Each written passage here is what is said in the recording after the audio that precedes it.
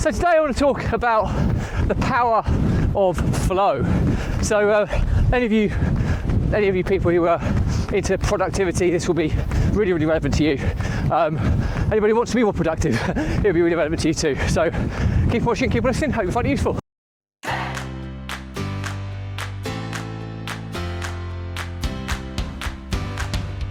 Welcome back to consecutive day 1922 of the Diary of a Runpreneur. And today's episode is all about the power of flow. So it's very much productivity based today.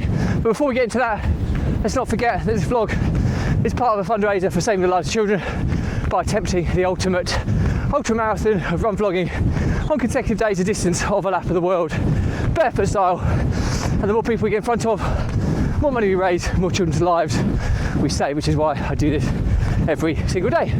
So back to the topic at hand, the power of flow. Before we get into this, apologies for the disruption of the sound. It's incredibly windy today, and unfortunately what I thought was going to be a nice side wind that would have little disruption is actually a little bit of a sideways headwind. So apologies for that, hopefully you can still hear loud and clear. But yeah, the power of flow. So first and foremost, what is flow in the productivity sense? Well, flow is simply when you find your groove in doing whatever you're doing. It only usually lasts for a certain amount of time before you start fatiguing mentally. But when you're in a state of flow, you are a productivity powerhouse. And so you've all felt it before. You know, some days you try and do something and you just can't get started. You procrastinate. However hard you try, it just doesn't seem to click. And then on another day, you'll start some kind of work, and before you know it, you'll be so into your flow that time has just flown by and you've managed to churn out some amazing productive output. So what is the secret? Well, if I knew that, I'd probably be a billionaire, because everybody's searching for ways to be more productive. I can only share with you what I've learned, and certainly is that first and foremost, humans are variable, and what works for somebody won't work for somebody else. So you have to find what works for you. And truth be told, I'm no master of this. In fact, I struggle, like the rest of us do, with productivity regularly. And some days I'm the most productive person out there, and other days I'm the least productive person out there. And the frightening thing is, I find it really hard to understand why. So what have I learned from finding flow? Well, firstly is, when you find your flow, don't disrupt it for any reason, if possible. Obviously, emergencies and things are separate, but if at all possible, when you're in flow, just be ignorant to everything. Stay in flow, because you need to capitalise on for however long that period lasts for. The next thing is that I usually need to be in flow for quite big, chunky or important kind of work projects, and that's often what hinders me. You know, it's the age-old philosophy of how do you eat an elephant? Well, one bite at a time. And I think because I see the bigger picture, it's kind of what I have to do in my role, in my business. I'm a strategic planner. So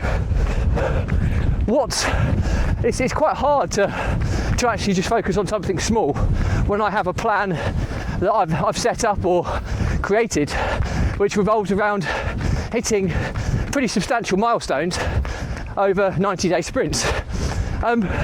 So that often doesn't really work for me, trying to find a little something. What I have noticed that works for me is focus on something really small and easy to complete, and get that boxed off first, right? Because what I've noticed is it's often that process of actually feeling productive that you can then find flow. And so that's what I usually do now, and it's working sometimes, not always. But what I do is I find a kind of a lesser task or a lower significant or importance task, and I just get it boxed off. And I find that as long as I can do it relatively quickly, instantly I get that kind of positive productivity hormone kind of kicks in and says, well done, you've ticked something off. How good did that feel? Let's tick off a lot more, let's crack on.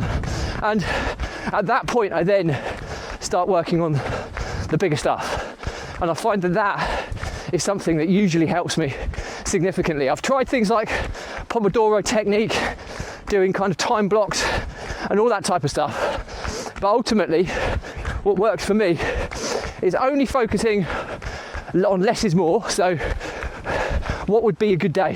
Well, if I got this task completed, it would be a good day, right? I don't look any bigger or further afield than that, because then I'm constantly in a state of over-promising and under-delivering.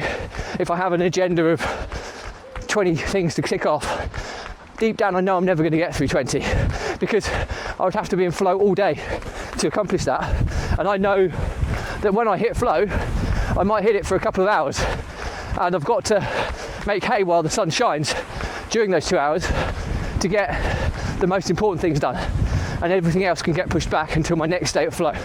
So yeah, I think realistic expectations is important. And then I think the art is trying to make you understand and feel what a productive day is like, and not be unrealistic. I do that far too often, thinking I'm going to get all this stuff done in a day. It never happens. The other time I find a good state of flow is when I'm traveling. I've got no disruptions or distractions. I'm on a train or a plane or whatever, and as long as I've got signal, I can often get through quite a lot in those situations. Or if I'm at an appointment or waiting for something and I know I've got a set period of time to kind of crack on, I can usually find flow in those pockets as well. But it's normally the kind of day-to-day stuff which is where I struggle.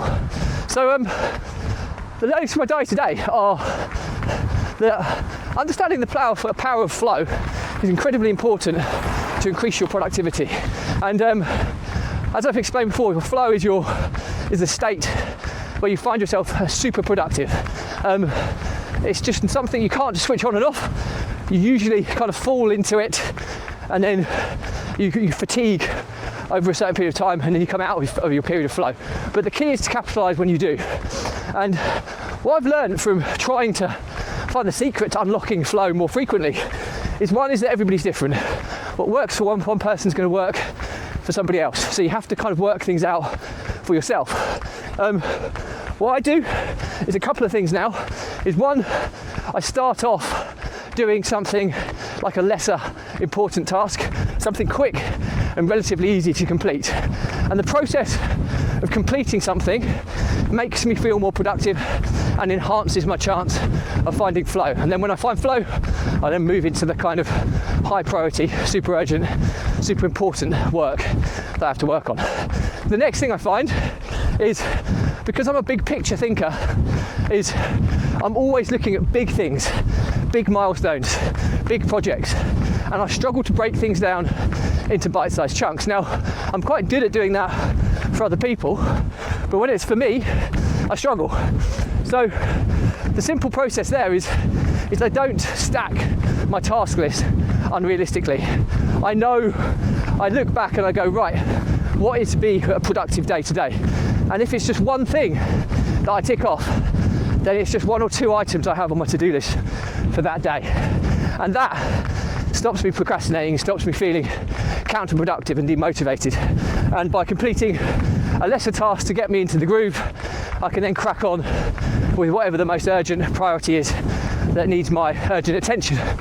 And just these little hacks, I find, really does help me find flow much more effectively. Now, it's not going to work for everybody, but hopefully it will get you thinking about how you can unlock your flow more often and capitalise on the power of it, because believe you me, if you can, you'll be an absolutely productive workhorse. So anyway, that's it from me. Any questions or comments, drop me a line. Anything relevant, I'll respond to. Do remember though, if you believe in my mission of saving the lives of children by attempting the ultimate ultra-marathon of run vlogging on consecutive days, the distance of a lap of the world, barefoot style, and do give this a subscribe, share, like and comment. The more people we get in front of, the more money we raise, the more children's lives we save, which is why I do this every single day. Thank you as always. Stay positive, stay happy. I'll see you again tomorrow.